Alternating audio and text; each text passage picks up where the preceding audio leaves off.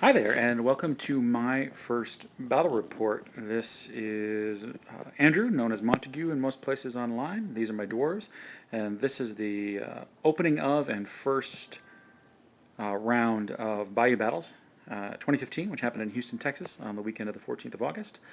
These are my dwarves. You'll see that this is it's got 3 gyrocopters. Um, You've got my BSB, good old Belagar Ironhammer, and his little custom-made banner that I made the week before the event.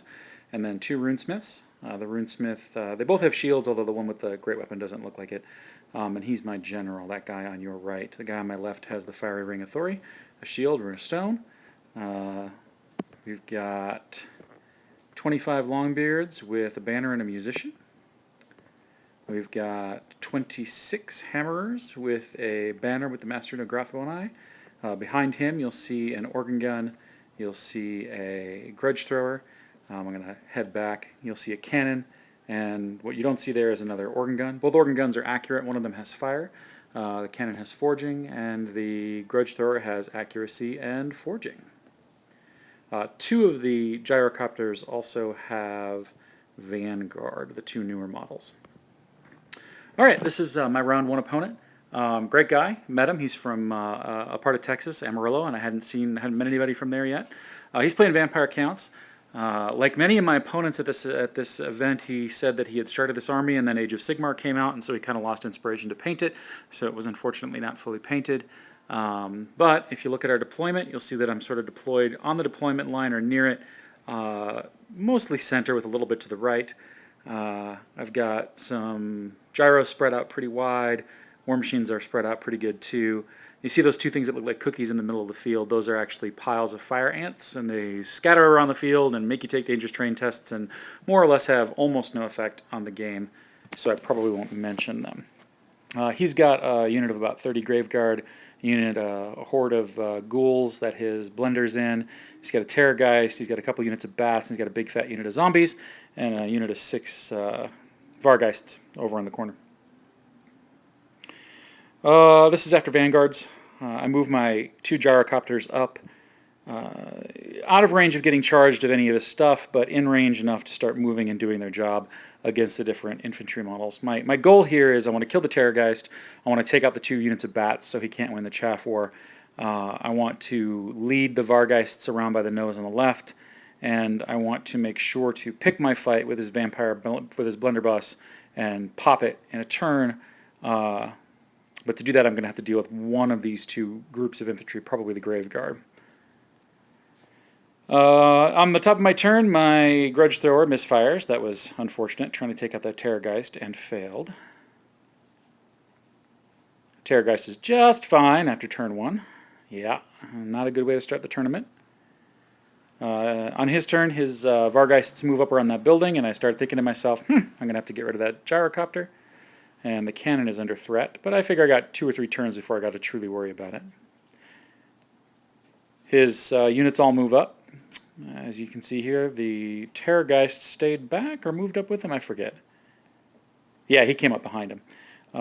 So yeah, there he is. His bats are starting to get into a position where they might threaten my organ gun, but for the most part, everything is kosher.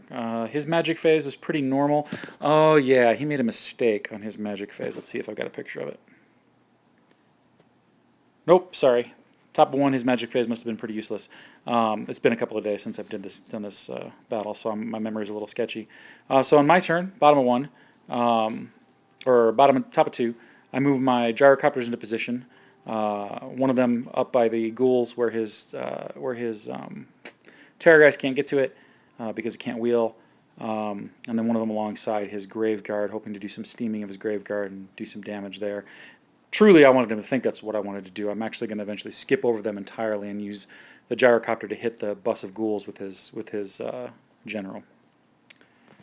Over here on the left, I bravely send my gyrocopter out to meet his death at the hands of the Vargeists.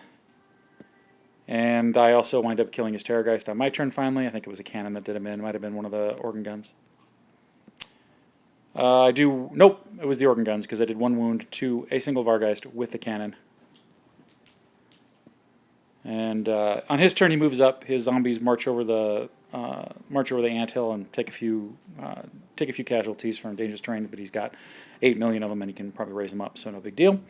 Looks like I've done some damage to his ghouls with shooting, and his grave guard are getting dangerously close to an actual charge into my longbeards, as is his bat swarm. Oh, that's right. I must have popped one of those bat swarms with shooting in the first. Anyway, as expected, his frenzied Vargeists go into the gyrocopter. And he moves up into position with his zombies. I continue to open fire. And this turn is when I charge. It was a 7-inch charge for the Longbeards and a 9-inch charge for the Hammerers. This is probably a little too risky, but I did it anyway. Had I failed with the Hammerers, they would have gone up close to the Vampire Bus, and then I would have had to use my gyrocopter to redirect the Vampire Bus away from the Hammerers to keep them safe until I could do more damage. You're going to notice that there's some casualties on those Hammerers. I'm surprised I didn't get a picture of that. The reason for that is my opponent made a pretty serious mistake in either the first or second turn. He picked up 6 dice and he used it to cast Wind of Death as opposed to Purple Sun, which he had on a level 2 in his army. He got it with IF. He did a bunch of wounds to those 2 units, but at the end of the day, Purple Sun would have been significantly more devastating. I'm not sure why he chose that. Maybe he was being a nice guy. I don't know. But I was happy to capitalize. I popped that unit, and then shooting positively destroyed every ghoul in that unit. I hit it with everything I had. The Grudge Thrower, both organ guns, Steam Bath, Quarrelers, everything I could do. His Vampire Lord on the next turn charged my organ gun because his Vampire Lord survived that hail of fire, unfortunately. He had 1 wound on him, though. And the ghouls went into my reformed Quarrelers. Those Quarrelers were just zombies, rather, not ghouls. Were just zombie-slaying maniacs. For the rest of the game, they were just slaughtering zombies left and right, barely taking any casualties. I didn't even need the Stubborn Banner to keep them in place. They just kept winning combat. They just kept killing more zombies. It was pretty fun. So the Vampire Lord overran my organ gun into the Master Engineer behind him, and of course slaughtered the Master Engineer. And here's what's left of the Vargeists. They charged the gyrocopter, they overran off the board, they came back up, they got shot, there was a couple of them left. And this is my favorite moment of the game.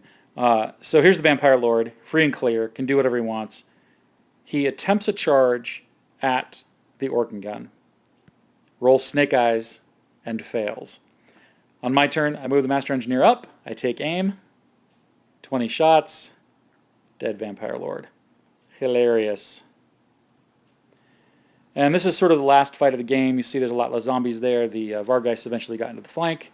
That did not stop the Quarrelers from winning combat. But at this point, my Hammerers are within 12 inches. I've moved them around, so they're going to be stubborn.